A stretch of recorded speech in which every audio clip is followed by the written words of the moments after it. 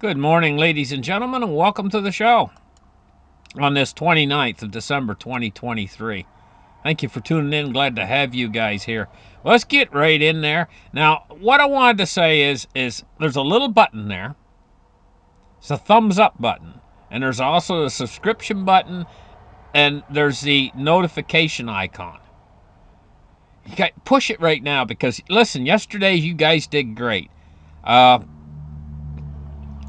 we went from about, I guess, 20% or something of the audience pushing the thumbs up button to around 30, over 30%, you know?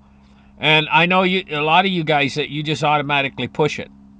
But there is still a lot of people who, so just push the button. You know, it really helps my channel. And now let's get into the show and let's see what's going on. In the United Kingdom right now, they got a terrible storm, and you can see these townhouses. Well, actually, what they are is I think they call them row houses in England, uh, and it sees roofs ripped right off. Now, what kind of winds? Because these are brick houses. I'm just going to say I'm looking at what I think is probably tornado damage. Just me, my opinion on it. But this storm was called Garrett, and this just shows the unusual storms that we've been getting around the world, that we didn't used to get storms like that. You know, and places that didn't get tornadoes before now are getting tornadoes. Places that used to be wet now are dry. It's just all around. It's just being a change in the weather that we're seeing. And in more news, we see that the United States is the Trump case right now.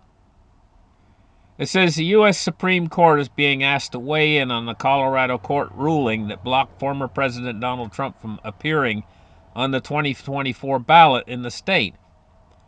So I guess they're waiting on Supreme Court rulings to find out what happens here with all of this.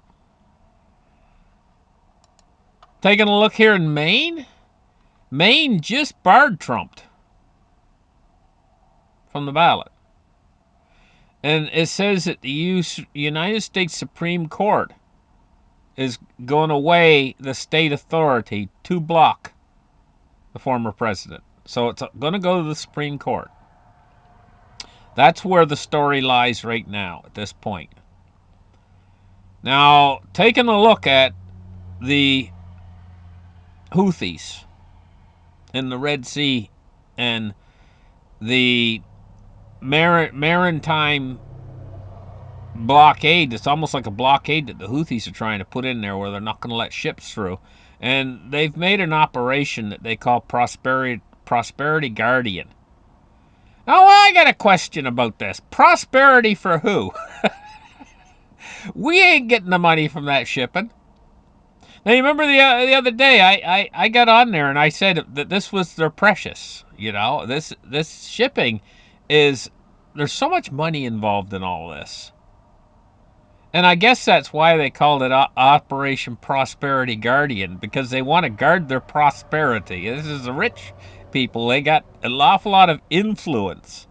So they're having this Operation Prosperity Guardian. And it's a United States-led Navy coalition. And it's intended to allow international shipping to continue. But they got a lot on their hands right now. And what does it say at the top of this article? The U.S. has no good options against the Houthis. So I guess the Houthis can strike when you least expect it. And those big shipping companies like Maersk, you know, no matter what you say, you come through that area in the Red Sea right now, and it's danger. Danger lights are flashing red for any ship that comes through there right now. And it is going to increase the cost of insurance, and that's already happened. And it ain't, you ever notice about these insurance companies? As far as I'm concerned, in my mind, insurance, all the way around, all of it, insurance is all a racket, as far as I'm concerned. That's just my opinion, you know? And you ever notice about these insurance companies? Whenever they jack the price up on you, they never bring it back down. I'm. That's it. It's up. It's up. It's staying up. In fact, the price of just about everything, whenever they jack prices up, the price tends to stay up. Now, here in Russia, Russia has launched the most massive aerial attack on Ukraine yet since the war began. They're just hammering and pounding Ukraine with missiles, hundreds of missiles. My opinion on this is they're closing the door. Or Russians are closing the door on Ukraine and trying to slam the door in their face. I think they're trying to get a surrender or whatever, or try to just basically bring Ukraine to its knees. Why else would they launch 122 missiles and 36 drones in one day, killed at least 24 civilians? It says the biggest aerial barrage of the 22-month war, and evidently they're striking home in all these Ukrainian cities with a terrible death toll and smashed buildings every which way. Well, look at this picture here. You can see she's in what looks like some sort of a school or something, and you can see all the windows have been smashed out from the repercussion of the explosion. The explosion has a shock wave. So even if the explosion doesn't hit your building, or say this school wasn't hit, doesn't look like it was hit, but say the apartment building next door was hit, the black blast wave, the shock wave that comes off of the explosion would smash every window out, and this building's no good either. They can't use it for a school anymore, or an office, or whatever they were using. It looks like a school. Who's going to replace those windows? Who's going to repair it? Because the very next day they get smashed again. You can't live. People can't live in an environment like that. And so Russia is trying to bring Ukraine to the brink of where Ukraine basically, maybe they're trying to get Ukraine to surrender. I just don't know what they're trying to do. But we'll have to wait and see on that. Now, get ready for war, it says. NATO nations alert citizens over potential conflict with Russia. They're getting ready. They're getting ready for war with Russia. NATO is. It's very serious. It's like we're being boiled slowly into this thing. These news stories that I'm putting on here. If you had these news stories come on suddenly, like 3 years ago, picture your life 3, maybe 4 years, maybe before COVID. Okay, before COVID, and all of a sudden I went through all these news stories that's on here. You'd be flabbergasted. You'd be like, "Oh my gosh, we're going to war with Russia. What the heck's going on?" You'd be scared to death. But now what they've done is they've slowly boiled the frog to the point where we can look at news like this, like they're getting ready for war with Russia and getting ready for... And it doesn't faze us so much anymore because we've been slowly acclimatized to this at this point. And what can you do? You got to continue to live your life. So we've been slowly acclimatized, and we've been slowly living our lives along over these years while we've been being acclimatized. And now, I mean, they've got us to the point where what would shock us? If a nuke drops on New York, would that even shock us anymore? Or would everybody be there cheering? I'm just joking. That was a bad joke. I shouldn't have said that. I mean, but that's the sentiment with a lot of people out there. A lot of people would be like, "Yippee!" They like. I mean, the world is upside down right now, and the people living in the world right now are upside down. If you don't notice it, but see, again, we've been acclimatized to it. I mean, we don't pay much attention anymore. Go back to 1960. I remember back in 1968 when I was living down in Florida. It's peaceful and everything else. And you'd be absolutely shocked if something happened, like, say, a convenience store robbery. Now they've acclimatized us to it. And if you were to drive up to a convenience store and you seen a bunch of hoods running inside and running out and getting in the car and you heard pop, pop, pop and all this kind of stuff going on, you just say, well, I need my soda, I need my big gulp, I need my soft drink, and you go in 5 minutes later after it's over and get your soft drink, and you didn't pay any attention. You'd go home and you'd forget it and go on the computer and you wouldn't even remember it happened. But I mean, back in 1960s, I remember that would be a big talking point. That would make the news. Now it's not even news because it's happening so much. It's like an everyday event it's becoming. And what's the world boiling down to in the end is slowly, as we get acclimatized to all these things, is we're headed to the point where nothing's going to phase us anymore. And this is what's happened to the people in Ukraine.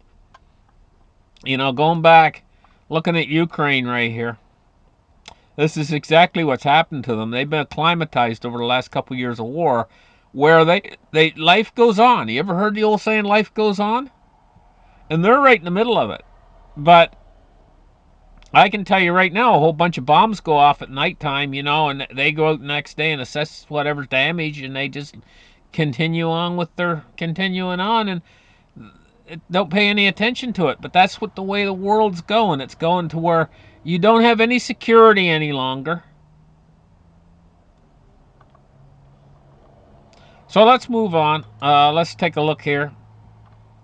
To make matters worse, the United States and their allies are considering seizing Russian government assets and giving these government assets to Ukraine.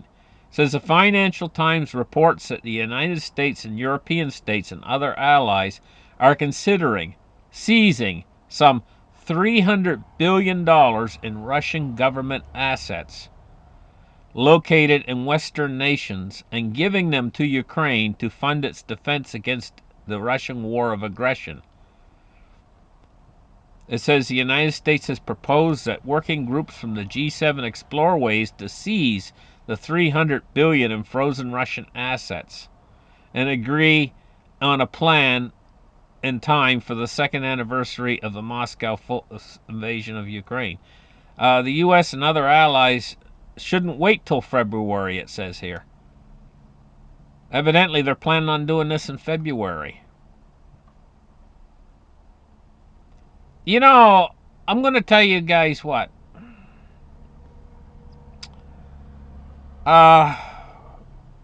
They're calling it seizing the Russian assets, but that's the Russians' money. That's theirs, and they're going to just take it and use it for whatever they want it for. Are they ever going to be trusted anymore by other nations? Because I certainly wouldn't want to let them hold my money if they're going to give it away to somebody else, especially somebody else that I didn't like. You know, that was what I could apply it to. You know what I mean? And this will do damage. If they do this, as far as trust is concerned, they will do damage that will be almost unrepairable if they seize these assets. But the ramifications down the road of this, you know. But there's an old saying: all's fair in love and war. That's what the old saying is. And all the way through history, like we see these graphic things that are being done during war, very graphic things, and we see both sides leveling against the other side's war crimes. We hear that, war crimes. But this is nothing new. Almost every war in history, going all the way back to when we were in caves practically, atrocities are committed during wars. And it just seems to be almost beyond belief. It's so bizarre. It's such a bizarre concept of war. And most people don't see it that way because you've been slowly introduced to it, and people get their minds around it, so it's perfectly acceptable for them what the things that are done in war. But like yesterday, I was watching this video. I forget, it might have been on TikTok or one of those things, you know. But it was a real video, and it showed the Ukrainians sizing up these two Russian guys that were like down on the ground, and it was flying over. It was a drone footage from a drone, and they were like dropping one of these little hand grenades or something from the drone on these Russian soldiers. You know, now it's like everything we do in all of our lives, you're not supposed to go around and actually try to kill other people. But it seems like when war comes along, it's not only accepted to what I would refer, in my mind, it's just basically murder, but it's not only accepted, it's applauded. And they make these things, these weapons of war, with the sole purpose to maim and kill.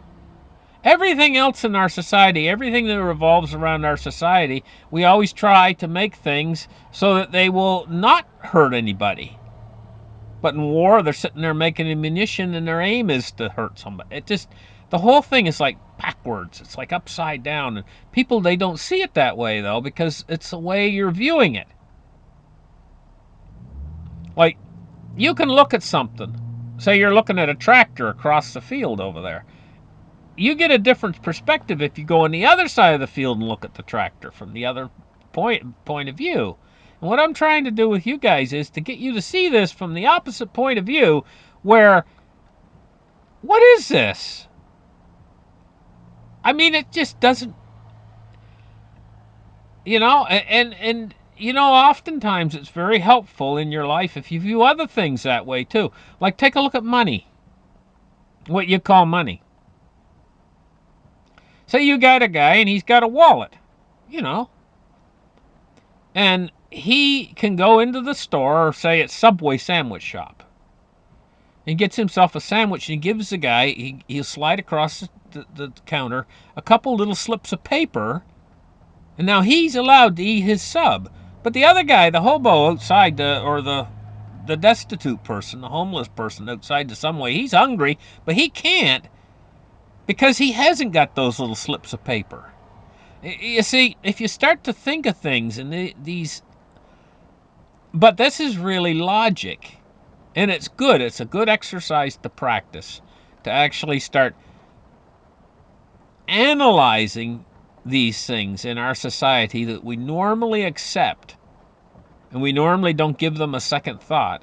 Analyze them and see how queer and weird they really are. How strange these things are that we accept in our society. Like war. When they say, okay, time to go to war, and everybody grabs their guns and everybody changes their whole mentality.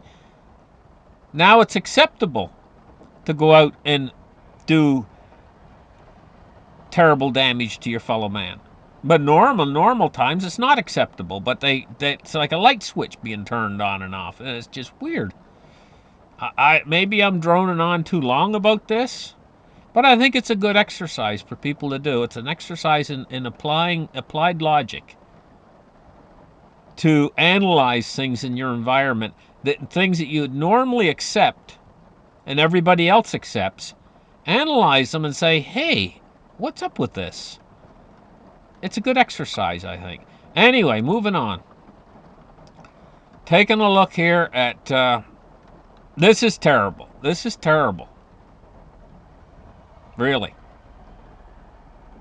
I point out vulnerabilities in our society, oftentimes on my show. Like, one of the most dangerous vulnerabilities right now in our society is the internet itself. We've put so much reliance upon it, and it's so vulnerable to not only attack from war. They would see our internet as being the most vulnerable thing to attack, but not only attack from war, but attack from things like the sun can attack it as well. With an X-class solar flare that we would never see coming. We wouldn't hardly get any warning, and maybe half of the earth the internet would be gone. How could we function? But here's another thing that's even more critical, could take out almost as many lives, as a lot of people now are dependent upon drugs in order for their survival. And if you say to yourself, hey, not me, I'm fine, I'm healthy, I go to the gym, blah, blah, blah, well, you better think twice, because you could get a little infection. Maybe you're just cooking your vegetables and stuff. Maybe you're cooking your you're in the kitchen and you're cooking up your health food, you know, and you accidentally cut your finger. Oh, that hurt, stung, and you put a bandage on it or whatever, okay? So you wake up the next morning and your hand's got pain. So you take the bandage off and you got a red line running up your arm. You know, you got a nasty infection. You got septicemia in the cut. Not your fault. But how can this be? Because the guy's like, I'm a health food junkie and I go to the gym 4 times a week and I run 10K every day, he says. How can this be? And look, I'm ripped. My body is like super shape. How can I suddenly be, my life is threatened? So you run to the doctor to get your antibiotics. So now you see what I'm talking about here? And this is why this is so dangerous. It says 99%, oh, hold on, that's not the part I was looking at. If we look down here, we can see what percentage here. This is what we're looking for. Here it is right here. Currently, about 90% of drugs dispensed at the United States pharmacies are generic drugs that overwhelmingly come from communist China and India. Okay? So, we don't make them. These drugs that keep us alive, and this is what, it's going to get cut off on us. And then, I mean, your life is in jeopardy. I mean, if you can't get what you need, if you got something that you have to go to the doctor for or whatever. And we all know that happens all too frequently, especially nowadays in the environment that we're in, you know, and the foods that we're eating and everything else. And so,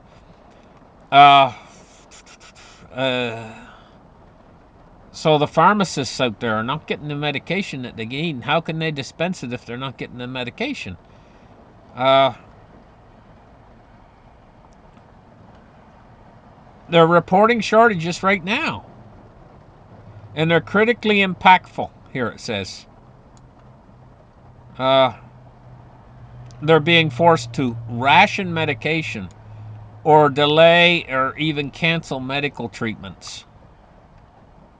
It says the shortage applies to multiple categories, including antibiotics. Both amyloxin and erythromycin are on the list.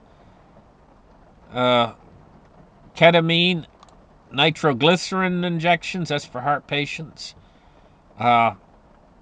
People who are having congestive heart failure, heart attack patients, everything is on the list. People are going to die. So, anyway, this is what's going on here with this.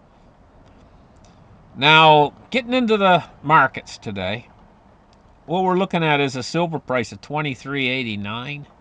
It's going up right now. Oh, I forgot to put gold on the list here, and I can't change the page now at this point. So I guess we're not going to get the gold price today, but we got the silver price at $23.65. Now, cryptocurrency today, we're looking at Bitcoin at 42,316 for Bitcoin right now. And Ethereum is at 2331. XRP is at 62.6 cents today. This is crypto's big vulnerability. But it's also crypto's success. Is the fact that crypto relies upon the internet. Crypto's used on the internet. One of the things is as long as the internet exists and everybody's using internet, then crypto has a little advantage over gold and silver because it can be transmitted over across the internet rather quickly. Gold and silver can't do that. So gold and silver's kind of in the old school camp. Real physical metal.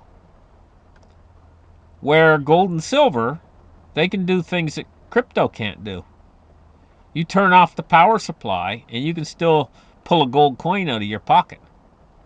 It exists in the real world. So let's see crypto do that, you know? And so it all depends on which way this thing flops. This crisis is coming up. I've pointed out the internet's vulnerabilities. Commerce will continue. Worldwide commerce will continue. They will find a way to make commerce work. For thousands of years, we used gold and silver. We didn't have the internet. Now we got the internet, we use Bitcoin somewhat, you know, for a means of storing value. But this is what Bitcoin is its strength, is the use of the internet, is also its weakness. So we're going to have to see which way this thing flops. If this thing flops so that the whole world's without power and without internet, then gold and silver will win the day. But if this thing flops the other way, where the internet continues to keep running, or if it gets knocked down and they restore it, and there's a financial crisis where the dollar and all these other fiat currencies burn in hell where they belong, then Bitcoin could win. We're just going to have to wait and see which way this thing flops. That's what I mean by that. Okay, taking a look at the Dow Jones Industrial Average today, it's down 29 points at 37,680. And crude oil is up 20 cents at 71.97. Taking a look at bonds and rates today, we're seeing a mixed bag. The short end is falling and the long end is rising. We're looking at the 10-year at 3.85. It's up 0.7 basis point. And the US 30 years at 3.99, and it's up 0.8 basis point. And finishing off with the dollar index at 101.25. Thank you guys for listening to my show. One more reminder, push that thumbs up button. You guys did great yesterday. We got more thumbs up than normal. Quite a few more. Probably 30-40% more than normal. And that's great. So you guys did it yesterday. You can do it again today. Thank you very much. I really appreciate my viewers out there. And we'll catch you guys in the next show. Bye-bye.